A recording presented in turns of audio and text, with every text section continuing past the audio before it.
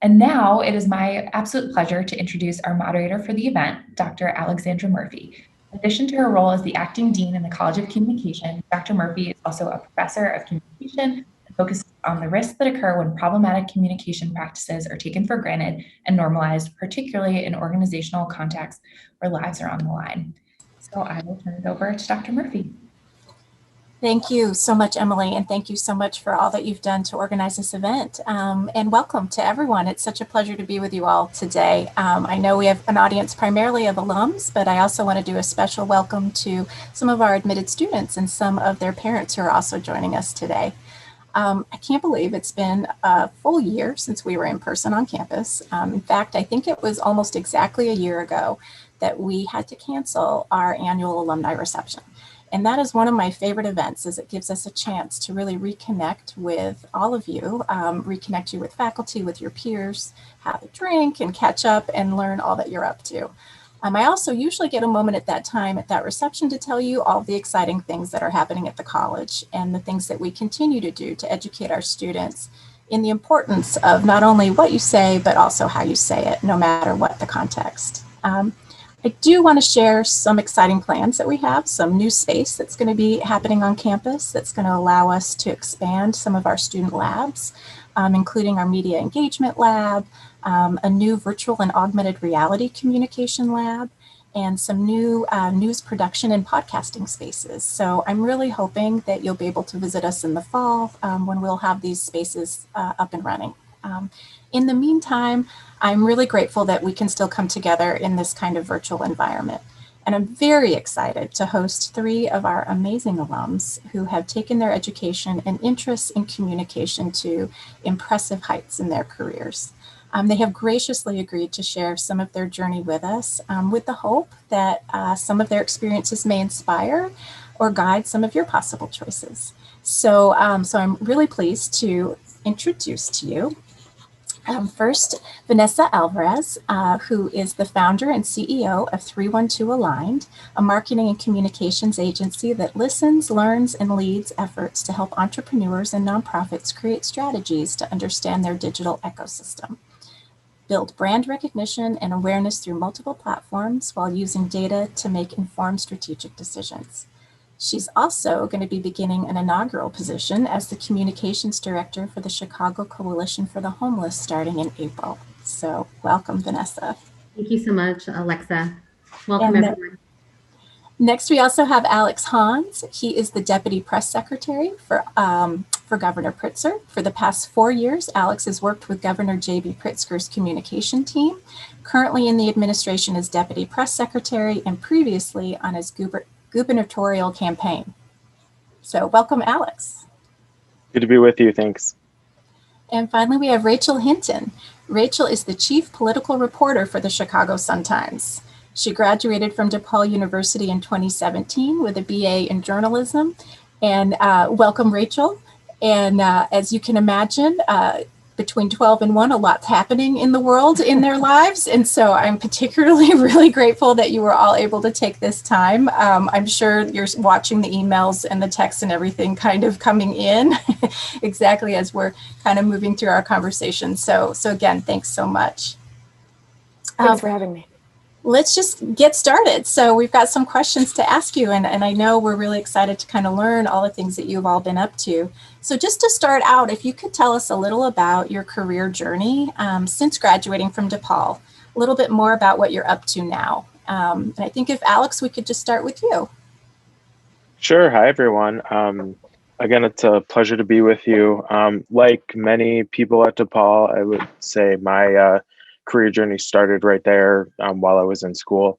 I began my first internship between my first and second year, got hired on to a state senator's staff. And by the tail end of my time at DePaul, I was managing a state reps race.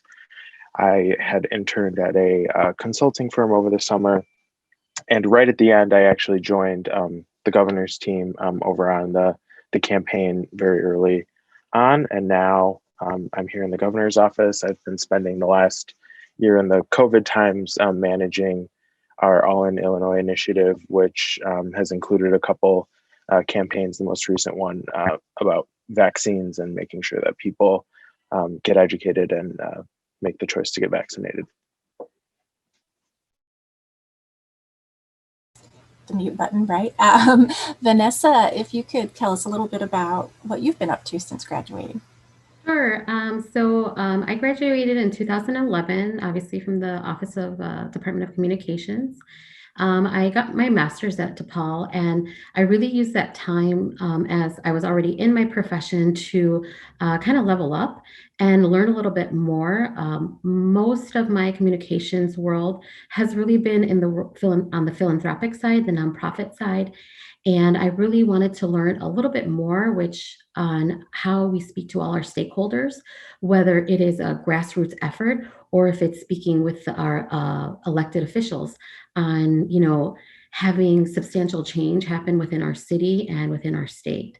And as I mentioned, most of my work has been in nonprofit, but it's always been messaging and storytelling to advocate. Specifically for me, it's been offering real opportunities to the youth of Chicago.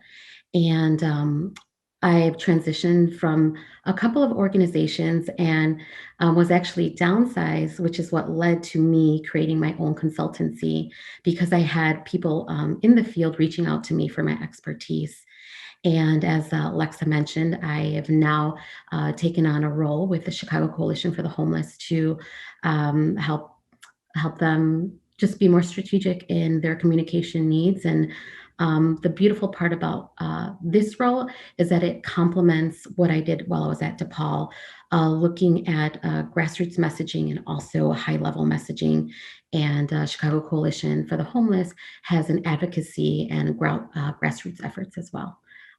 So I'm very thankful for that experience and very glad to see that it all worked its way out. That's great. Thank you so much. So Rachel, you've been busy. So what's been going on for you? Yeah, I graduated in 2017 with a BA in journalism from DePaul, the College of Communications. I interned a few days after I graduated with the Sun-Times. I was a Metro desk intern, meaning you just basically cover the city and the county. And then at the end of my internship, I had a different job offer. I brought that back to the Sun-Times to let them know I needed to end my internship. And they said, what if you just stay? And I did. I took the offer. I became a general assignment reporter, basically doing the same things that I had been doing during my internship, with the added role of covering Cook County government. That was during the time of the soda tax. And then after that, recently in September, I was promoted to political reporter. So it's been a whirlwind 3 years, but yeah, it's been a lot of fun. It's been great to see everything that you've done in the last 3 years. It's very fast. It's great. So as you all think about your day-to-day lives, things that you're doing currently now, can you think about kind of the types of skills that you might have learned in your programs, in any particular courses, or just overall that you might be now using in your current roles? So Vanessa, is that something like? Yeah, absolutely. I chose the dual track, which was multicultural and organizational communications, with specific reason. Being a communicator who, again, is working on the philanthropic side and really wanting to advocate and do work for change, but using stories, it was so important to learn how to take a strategic branded message, but be able to transform them for individuals, everyday residents, and also be able to package it in a way so that, again, elected officials, influencers would also be able to consume and accept the ideas that are being presented, because as we know, everyone consumes communications very differently, and what might work for one audience is not necessarily going to work for another audience. So having those differences in the classes, and even culturally, again, there's so many layers to the classes that I took that I apply in my everyday life and even obviously in my professional life. Great. And because your program was organizational and multicultural communication. Yes. So, Yes. so things like audience analysis, understanding cultural competencies, some of those things. Exactly. And even understanding, again, a global perspective. We work with people. I mean, we're living in the time of Zoom. And so even more so, we're now reaching people who aren't necessarily, we're not from the same place. And again, people from time differences, again, language, just those nuances that were brought up in the program. Just really heightened my awareness in terms of how I handle messaging. Great, thanks. Rachel, how about you? Are there some specific kinds of skills that you find that you utilize in your activities today in your current role that you gathered from our program? Yeah, I would say that my journalism classes really offered me the fundamentals of reporting, and I'm pretty shy and introverted, so it really helped me get out of my shell and helped me understand, the importance of having good interviews, the importance of talking to experts, and not just, an expert who's presenting a bill or who is for whatever, is whatever you're writing about, but also getting that opposing side. I would also say, juggling many different stories, classes, being able to be busy, but be able to manage all of those things. That's why I'm technically working and also here today. So I think that those two things are the things I use most often. Being able to hold a lot of things in my brain while also making sure that I don't miss anything, trying to make sure that things are as well crafted or as balanced as possible. I would say that those are the skills I use most. Yeah. I love the idea that it's not only just the content that we get in classes or that you might get in classes, but the overall process of just being a student teaches you life skills that you can really carry over. I went to a large state school, and I often joke that one of the skills I learned was how to get a parking spot. So, it was impossible, but I can do it now. So yeah, really thinking through how you have to multitask, manage different things. These are things that kind of carry over. For sure. Yeah. Alex, how about you? Yeah, I would say the three most important things are writing, writing, and writing. And shout out to Jill Stewart, amazing professor. I took her writing class, and she just kind of instilled the importance of getting it right at every length. You got to distill down to, the basis of what you're communicating and how to, blow that out into something that's a little more emotive and descriptive. And additionally, I would say I was a PR and advertising major. I learned the foundations of what it takes to, build a campaign, which frankly, going into the political government side of things, I didn't think that I would 100% need right away, but here we are. And it's incredibly helpful to be able to have the framework of setting your strategy, doing your research, planning, implementing, and changing your plans as they go along. It's been incredibly useful as we launch campaigns here at the state. I think it's fascinating. Like all three of you are from different parts of our program, but such a nice thread that connects across in terms of storytelling and really thinking about how it is that you craft those messages, no matter who the audience may be. So, yeah, thanks. How have you, as you think about being a DePaul alum, have you been able to stay connected to the DePaul community? Has DePaul impacted your professional lives post-graduation? Maybe Alex, we could start with you. I will admit I'll probably be the worst answer here because I've been particularly poor at keeping in touch with people, but I've stayed connected through social media, LinkedIn and Twitter mostly, with professors and former classmates, and it's so exciting to see when people are moving around in their careers and really excelling at what they do. How about Rachel? Yeah, I keep in touch with professors and the DePaulia, like not the staff per se, but the advisor, Marla Kraus. I, try to talk to classes or try to show up and like look at resumes or whatever when I can. But other than that, like not a lot of involvement, mostly because I'm busy and still kind of in a post-grad life, trying to figure out like the work-life balance that I'm sure many people try to figure out right after college. But I do try to, share or be there when I can. Mm-hmm. Well, we have your numbers now. So it's always so great when we can get people back in to talk to our students, and even in formats like this. So Vanessa, how about you? Sure. I think we had a special cohort because even post-graduation, we are all still connected, even though people have moved on to different countries or gone back to their countries. And so there is that that bond that we've been able to hold on to. And I actually got looped in by an undergrad who wanted to start an official Latinx alumni chapter. And so I, of course, jumped at the opportunity and was so happy that someone took the initiative. And so I've stayed connected with DePaul, particularly through that endeavor. I was a founding member. I'm an active member of the Latinx DePaul alumni group.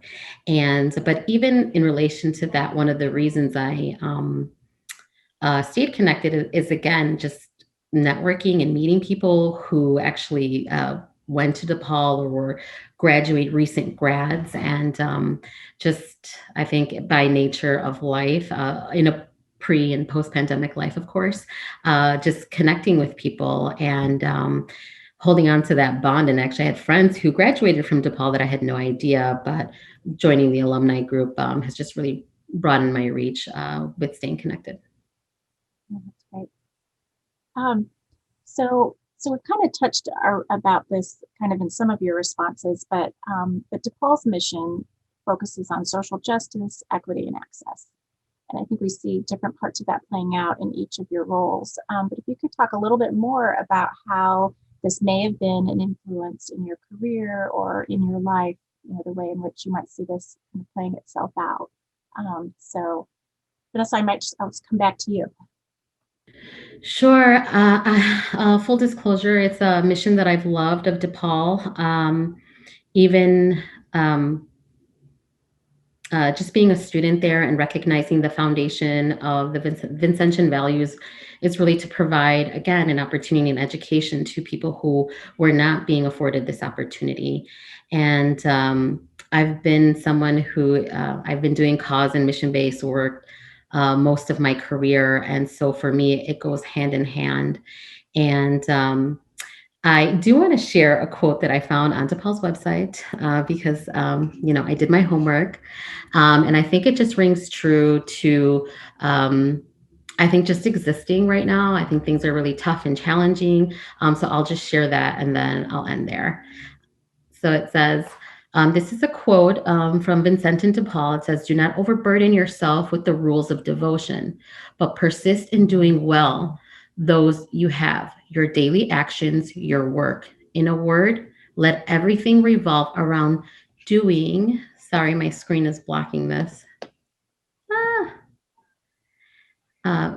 I'll finish that last sentence. Let everything revolve around doing what you are doing. And for me, that just says, be present, be in the today, and focus on, what needs to be done. And so that's kind of how I live my professional life and my personal life. It was really easy to see how that's playing itself out on the choices that you've made. Yeah. Alex, how about you? Yeah, I would say those values, I think, are what drew me into politics and finding the right candidate. Because, politics is not necessarily for everyone. And I realize, some people, there's a natural tension between political parties and ideas and things like that. But I think what was really important for me is finding someone who upheld those values, and just the work, especially with the vaccine, you're making all these decisions about, well, I'm not making them, I'm helping communicate them, but you want to work for someone who's going to make the right decisions about access and equity and social justice. And with everything that's going on over here, in order to get up every day and work the long, hard hours, you want to make sure that you're doing it for a good reason and with a leader who upholds those values. And I think that's what was really foundational at DePaul, learning those and living those there, and seeing it through in the early stages of career. Mm-hmm. I can see that alignment, the value alignment, as you're trying to see how is it that you're going to be spending your time and making sure that it does line up with values you also hold. Thanks. Rachel, how about you? I would say DePaul's mission drew me into politics, but maybe on the opposite side of Alex. Politics is basically who has power, and how are they using that power. And so through that, you can ask yourself a whole host of questions. Who has power? How are they using that power? Are they abusing that power? But also, I like to look at the other side of it as in who doesn't have that power, and what bills and things are being done to address that. The Illinois Legislative Black Caucus has a whole agenda, or had a whole agenda, where they tried to make the state more equitable in terms of, economic access, healthcare access, other things. And so I wrote a lot about that, and I try to approach my job when I have a moment to breathe and really take a second and look at everything in front of me as, okay, who has power and what are they doing with it? And also who doesn't have power and why, and what are they doing about it? And what is the city doing to try to help those who don't have power, who, quote unquote, don't have a voice or who aren't being heard? What is the city trying to do to help people, city, state, county? So I do try to think of my job in from those two lenses, I guess. From those lenses, I don't know the plural of lens right now. I need more coffee, but no, that's not. Yeah, I don't think so. But that's how I try to approach it. So yeah. I'd say that has really stuck with me. I appreciate that kind of aspect of thinking through questions of power, and each of you have a different way into that same question in some ways, right? Working for a nonprofit that's looking to make action and take action, working with a political government figure who is in the power to be able to take some of that and put it into practice, and someone who's asking the hard questions to say, okay, given all of this, in whose interest does it serve? And really trying to kind of tease all that out. And I think that's a great kind of connection, and again, another thread amongst all of you, where you're coming at a question from different places, but there's this kind of common question of in whose interest does it serve? And that's an important question, and not always the easiest to answer. So if you think through just in terms of the last 5-10, I've often been saying that right now, especially in the last year with everything that's been going on socially, culturally, and also of course with health and the pandemic, that I often think I think communication's never been more relevant in kind of questions of communication. And so I'm wondering if that has spoken to your experience as well. Have you seen a shift in the last year to 2 years, just in terms of the kinds of ways in which your work has been impacted? So maybe Alex, if we could. Boy, well, a year ago I had a completely different job. It's totally changed everything. I feel like there's so much that people depend on in their government, and now, whereas a lot of people wouldn't necessarily tune into our press conferences, which one is happening right now. I'm sorry, Rachel. Everyone is focused on what's coming out of the governor's mouth, or what is he tweeting, or what are the actions that are, being taken, and how are those communicated. So, I think with the pandemic, every single thing you put out is, could be life or death. I mean, literally, it's not just we'll tweet about a sports game every once in a while, or a nice community project going on, but with some of this stuff, it's really about how do we make sure we're getting the most accurate health information out to people. And I took a couple of science courses, but I'll say I learned more in the past year about biology than I ever did ever before. So, and it's about making that real for people and letting people know how their decisions can actually impact themselves and us broadly. So communications is at the core of that. Right. Translating the science into something that's more accessible is critical. And so that work, I think we've seen definitely something that's been going on, always has been, but very pressing in this last little bit. How about Rachel? How about you? Was your question how the pandemic has affected? Yeah, just even in the last year, like I think pandemic, also just the cultural and social kinds of changes and crises that we've been looking at, kind of elevating, has it elevated kind of the importance of communication? I would say for sure. I had a different job also a year ago. My previous job hasn't been filled. So I cover both the state and the county. And so that means I cover a lot of press conferences, both about really sad things like the county's, total death rate was higher than it has been previously, to make sure that people understand, like, hey, this is a thing that's happening near you. But also the county is doing renters assistance. They're doing loans for small businesses, trying to get out the word, especially during this time, because this has completely changed our world. And so where do you look to for help or support, when you've lost your job, when your business is faltering, when, you have family members in the hospital and you're trying to manage your job because, you're still lucky to have one. So I kind of feel more driven right now to like report more and work harder, because I feel like this is a time when people really need to know what's going on around them. Not just, the policies that Pritzker's doing or the press conferences and things of that sort, but also the things that the government in general is trying to do to help people. And not just that, but also, okay, bills have passed. What do these things do? Like what is in here that could really help people, that could really have some sort of effect? I find myself really thinking about, our previous question about, Depauls Mission, trying to think about that equity and that access. I mean, the Black and brown communities in the city have been the hardest hit by the pandemic, and also are like, they're not getting the vaccine, either because of hesitancy or because, supply and demand problems. So trying to make sure that people understand, hey, this is a problem. Here's why this problem is happening.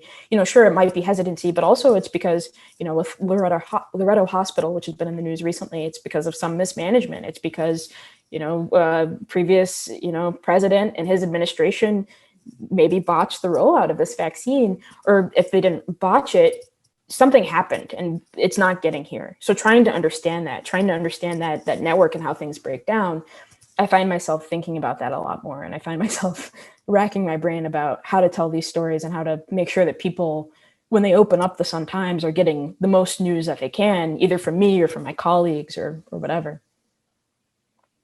You really do recognize in both of what you're saying that there are life and death consequences to the ways in which we think about each of these roles and the practices and the things and kind of what you can do. Vanessa? Yeah, no, thank you, Alex and Rachel. You both had excellent points. And just in terms of I think the quantity of the amount of work, because of the necessity to inform people of what is happening, what is true, what they may conceive as not being true, working for an organization that provides educational and health at that time services. This is, the marginalized families who live with $10,000 or less a year, and everything is shut down, and people are afraid, they're unsure, and again, the level in my specific role at the organization at the time, I was literally the only external communicator for the entire organization, and so everything fell on me, whether it was messaging about closures of facilities, messaging about where families could go to get food or renters assistance, or if they did not qualify because of their immigration status. And then there's the other end of the stakeholders, the donors. In-person events got canceled. How do you make up hundreds of thousands of dollars when everything is shut down? So for me, it was, and for many people, it was a very unique and distinct position to be in, but I was happy to do the work. I was glad that I could be a resource for these families who are the ones who really need the support the most. So yeah, I think it's a matter of adapting, and that's another thing, being nimble, which is something that I've always been okay with change, but from going to an editorial calendar to crisis management communication, which is a whole nother world. While I was in it, it was definitely very tough, but having the skills and the capacity to do so, and obviously just live through it, was a unique experience. So those foundational tools, I think, of time management and writing skills, like Alex says, very key. It strikes me again as you're talking that kind of like with the classes and things, that there's the content of what it is that you're doing, and kind of the elevated importance of the way in which you tell your stories, how you're doing this, the questions that you're asking, again, the potential life and death consequences of this. And also, as you mentioned, the process, like now we've shifted to this virtual format. And so just even looking at communication as a process, and how do we now come together and build relationships and do the things that we used to do on the way to a meeting as you're chatting down the hallway. So where does that hallway talk come in? And how do you do a fundraiser now where you've got, events that are in place for important reasons, and having to be nimble and shifting some of that. So are there things that you noticed just in that shift that you thought went either really well or really poorly? The shift over to like a remote kind of virtual, like some of these things. So anything that strikes you as like, hey, this was a great success, or something that was really challenging with that? So Alex, maybe? Yeah, I mean, I'm not gonna lie, it's been challenging, I think, on everyone. I don't think suddenly everyone being spread out and having to rely on email and texting and phone calls and Zooms is an easy thing to do. And especially, I think, even on our youngest learners, think of all the elementary, high school kids who have to do this. People in the workplace are certainly having incredible challenges. But I think what comes of it is, personally, I've grown a few of my connections with my colleagues just by picking up the phone and having conversations that last maybe longer than needed for particular pieces of work. I've been incredibly lucky to work with some external partners at different agencies to help do some of our campaigns, which has been incredibly rewarding and fulfilling. Just all these very talented people who suddenly were there to help. So while it's challenging, I think we're seeing that we're approaching the end. We're gonna get back to doing the things that we love, and hopefully we'll all come out of this stronger and knowing what we need to both do our jobs and be healthy individuals. Mm-hmm. Rachel, how have you seen things that have worked really well or been really challenging? I would say Zoom has been both helpful and challenging. It's allowed for me to be in many places at once. Things are now live streamed where they maybe wouldn't have been before. The governor, as well as other elected officials, they now have sometimes like a press line, so you can call in with your questions, and you don't have to go all the way down to Springfield or to Forest Park where he was yesterday. So that's been helpful, but it's also been really challenging because then that means my editors expect me to cover things from 9 to 9 or something if things are going on. And so it's been challenging to establish like work-life boundaries during a pandemic when everyone is going through the same thing. And there's a lot of news to cover and there's a lot going on that you want to make sure people are informed of. So I would say that has been both a help and a hindrance, I guess. Yeah. Vanessa, anything to add?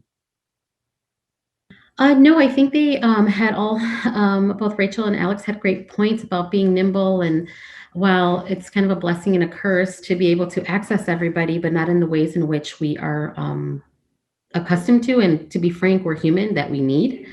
But I think the key is, and I'm going to say this again, it's being nimble. It's being able to, the entities and the people who are able to pivot and adjust are, the people who are able to just propel their messaging and get their mission or whatever their goal is across.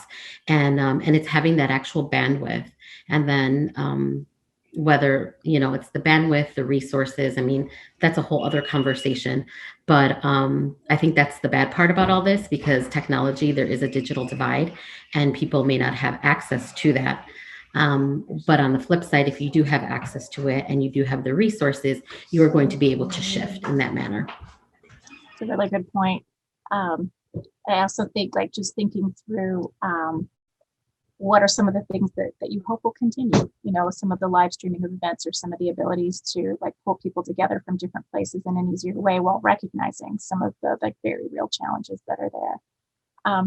As you think about, again, we have an audience of your fellow alums. And so, and we also have some of our admitted students that are here, but in terms of thinking about our alums, what kind of advice would you give them in terms of thinking about the next steps for their careers?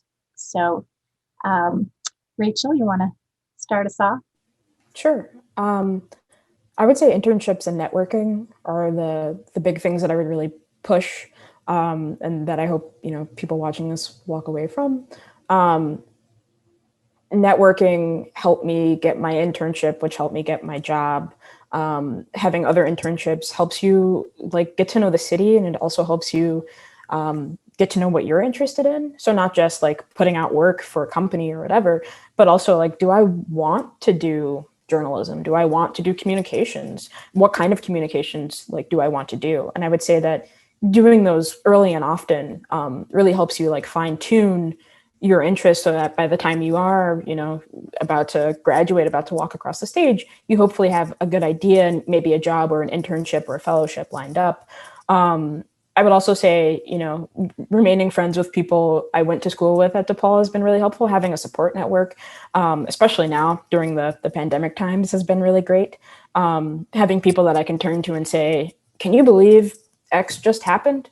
Or, people I can sit socially distanced with in a park and, talk about the day or talk about politics or just like how our lives are going.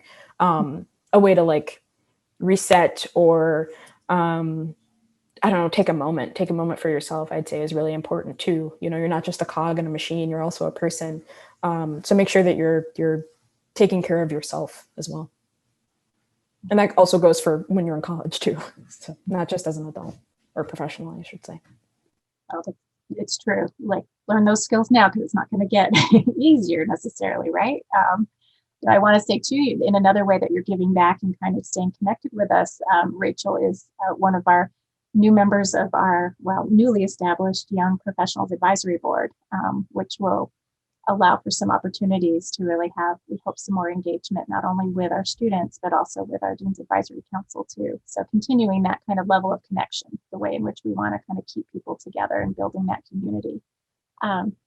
Alex, how about you? Advice that you might have for our alums? Yeah, I would say don't be shy to raise your hand when something piques your interest. I mean, you'll be surprised with what people will let you take charge of when you say, hey, I would like to help out there. I mean, everyone is so willing to have help or help people grow, and saying yes or raising your hand is the quickest way to getting experience. Vanessa? Okay. Hi, yes. I think all wonderful examples. And I think just some quick things to keep in mind is always don't be, like Alex said, ask questions. I think that's one of the great things about foundational training, especially if you do journalism. My undergrad is in journalism. And so I always ask questions, and I never feel embarrassed if, if everyone in the room knows and I don't, I raise my hand and I still ask for clarification. I would also say read about what's interesting to you, or and even what you may not find interesting, to have that balance of opposing viewpoints. Um, I'm not going to say read X amount a day or a week, because life happens, but just read. And I would also say don't lose your zest for learning.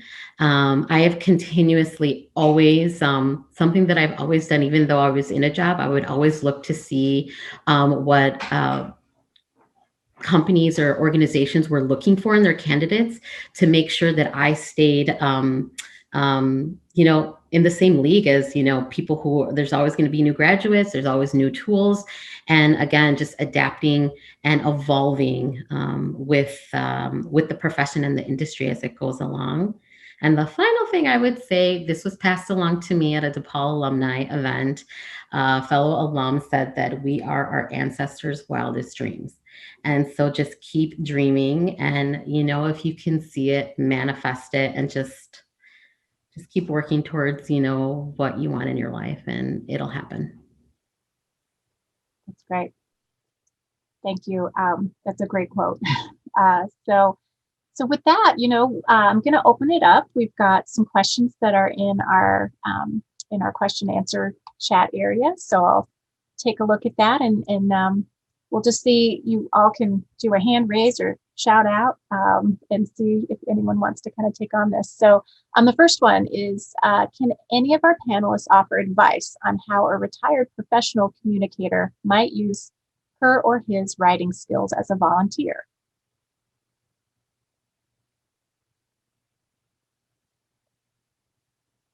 And I'll leave it up.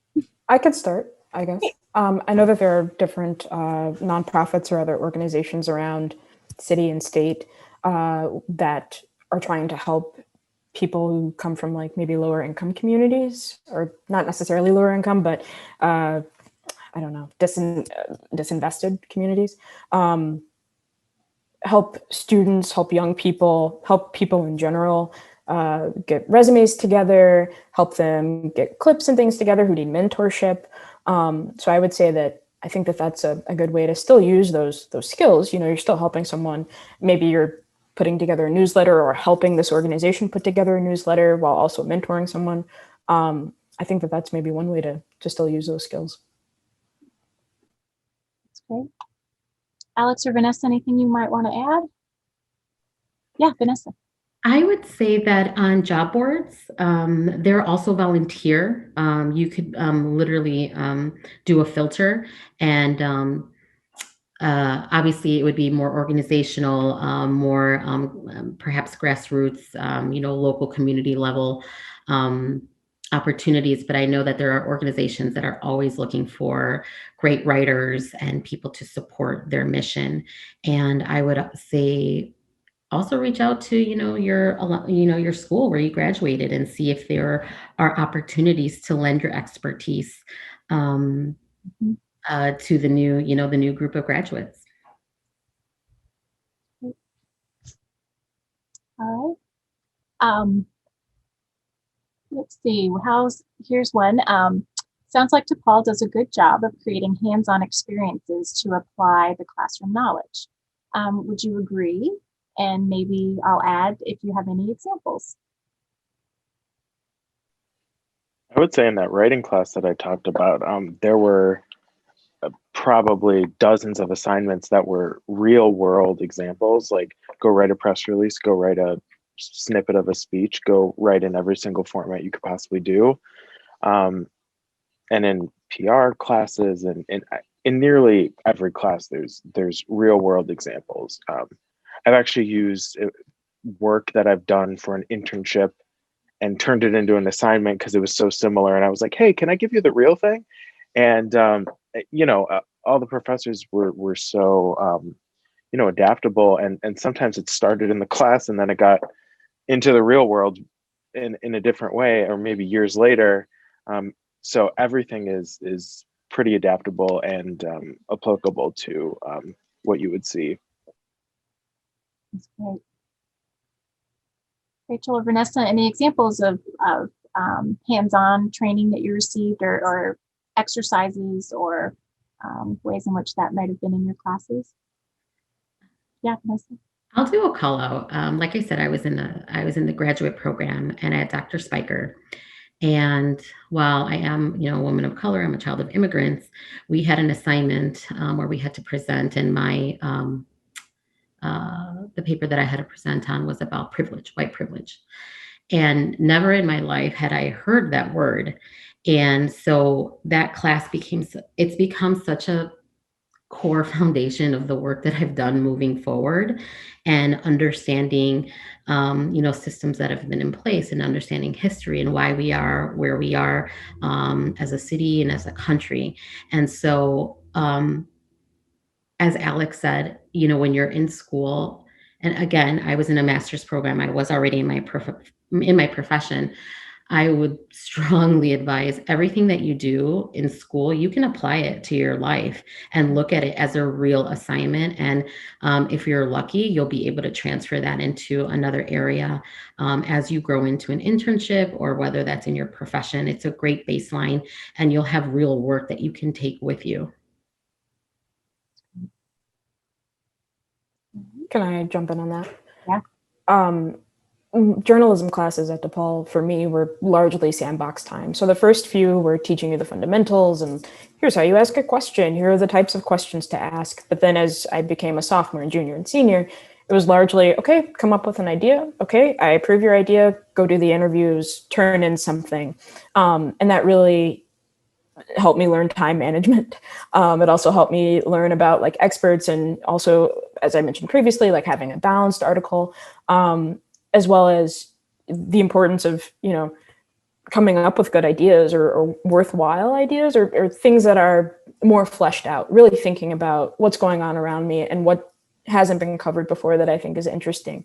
And the professors I had, Amy Merrick, Jason Martin, Marla Krause, they all really pushed me, I would say, to think outside of the box, and to, reach out to that fourth or fifth person, because even though you've talked to 5 people, you still may only use 3 of them.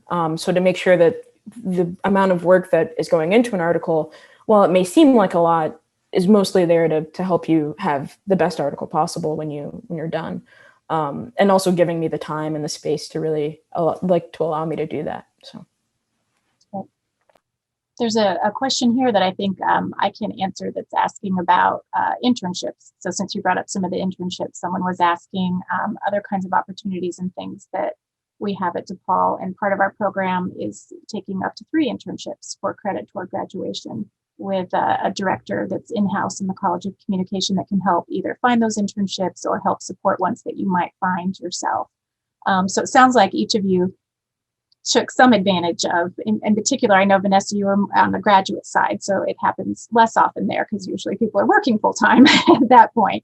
But with Rachel and Alex, did you take advantage of the internship program? I did, yeah. I did an internship for credit with the Reader, the Chicago Reader. Yeah, I did, absolutely, with a senator's office, and then with a consulting firm. And it's just really helpful to get those experiences and be able to be rewarded via credit and progress towards your degree for doing so. I think that's something about DePaul that was very instrumental in just being able to get out into the world and be successful from day one. Yeah. I think, as Rachel said too, you keep those connections, you hope, right? As alums, go back and kind of reconnect even with people that you might have met through those kinds of experiences. Alex, someone is asking if you could repeat the name of the writing instructor that you took. I'll let you give the honor, even though I know her. Happily, Jill Stewart. She is amazing. Jill is so amazing that she retired and yet still comes and teaches classes for us. So The absolute best. Yep. So, and as I think through, well, I'll save that for the end. Okay, Rachel, I've got another question for you. How's a paper like the Chicago Sun-Times keeping up with the surge in digital viewership compared to print subscriptions that has taken over media, not only in the US, but on a global scale?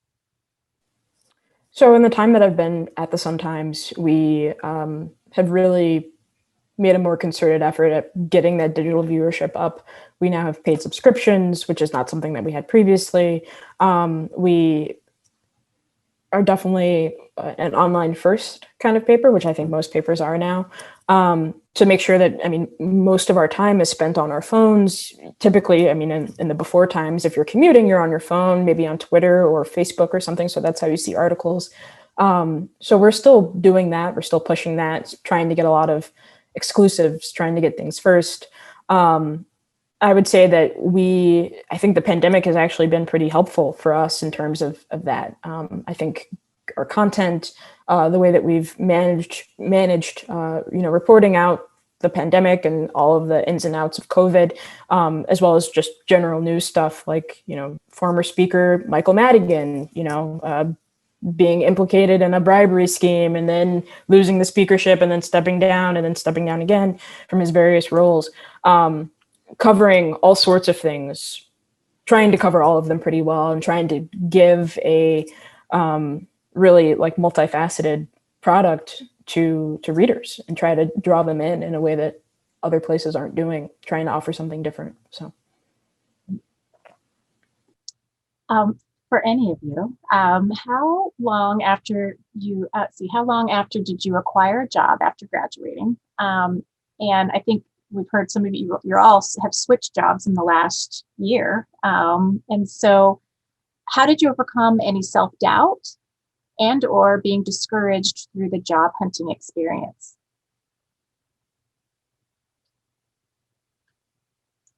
I'll throw that out to the group. Vanessa. Well, I'll share a little bit because I am the one that's been working the longest. I would say that the doubt, it's tough. Chicago's a tough city and there's so much talent here. But at the end of the day, you have to believe in yourself and not just know that you have the skill set, be able to deliver on what you say you can do. And I cannot stress enough having a great resume and keeping tabs with that to put yourself in the best possible light. And those typos, I hate to say that. And I personally think, and this is my advice that I have given to all my friends who I've helped, through their job switches, career switches, the cover letter is everything. That is really the opportunity for you to give a piece of yourself and hook whoever is reading it. So I think I'm just speaking for myself. It can be tough. It can be really hard. The role that I have now is one that I've been really trying to find for a few years. But stay the course, keep yourself marketable and, have that great hook so that people will, believe in you and, choose you, because that's ultimately what it is. Do you fit with us and are you what we're looking for? Thanks. Rachel, Alex, any advice? I could go next. Mm-hmm. With my job, given that it was an internship turned into a job, it was about 3 months, I want to say, before I got a full-time job. I still deal with imposter syndrome and the self-doubt that comes with that. Again, that's where having a great support network comes in. And I would also say as I've grown up, matured, I now have a countering voice in my head saying, you've gotten here for a reason, So sure, you may feel like, a kid in a trench coat, like 2 kids in a trench coat, no one should be letting you into these press conferences or whatever. But I'm here for a reason. And every day I try to remember that. And I try to, do things that I think will help me continue to remember that, if that's building sources or sending a FOIA or just, doing stuff like this, to try to like make sure that I'm not the last one of me out here. I would say, besides the support network, also doing things, finding a career that you feel passionate about, I think helps you get through the self-doubt, helps you get through the imposter syndrome. Because even though I'm working hard or whatever, this is what I really want to be doing. And so there's no way that I would want to like leave it or think that I like hate my job because of that self-doubt. I want to like try to trick myself out of it. So I would say it's hard, but it's definitely something that you can mostly overcome. I think that it's a human thing to feel, like an imposter among, older people or people who've been doing a job for 5 to 10 to 20 years or whatever, but you have a place there, and try not to tell yourself that you don't belong. Alex, anything you want to add? I mean, they both put it perfectly, so I don't know. I don't know that there's anything to add. Yeah, you're both great. Well, thank you. I think that you are here for a reason and and deserve to be here, and owning that is really so much of the battle. And so I think that that's a great mantra for all of us to be thinking through, and particularly when you're thinking about making those kinds of choices in your careers and really thinking about where you are. So with that, we are actually at the end of our hour, so it went very quickly. So I do want to do one more shout out for Jill Stewart, since we're talking about this, but it connects to something that I hope will be of interest to many of our alums. We are actually launching a professional communication MA program that will be an accelerated, fully online program that it'll be 1 year. And it's really geared toward those people who are kind of mid-tier in their careers and are looking for that extra kind of oomph to get them to that next place. And Jill, even in her retirement, will be teaching our writing courses for that degree. So, so if you haven't seen that yet, take a look at that. But in the meantime, I want to thank Emily Littlejohn and Effie Morris from Alumni Relations for putting together this lunchtime event. And of course, another huge thank you to our alumni panelists, Rachel Hinton, Alex Hans, and Vanessa Alvarez. We so appreciate the time that you took to tell us more about your journeys post-graduation and hopefully beyond. And we really look forward to a time, hopefully very, very soon, when all of us are going to get a chance to gather together in future alumni events and get a chance to actually have, some cheese and a little drink and talk and catch up. So as I think we've heard time and time from each of you, and I'll say again now more than ever, I really do think you see the importance of communication, both as a field of study and in practice. And I really appreciate the variety that you shared today and the ways in which things really link together. So, so with that, I thank you again. And I know you all have probably a million things that you now have to go attend to, and we'll see how that press conference went. So with that, thanks.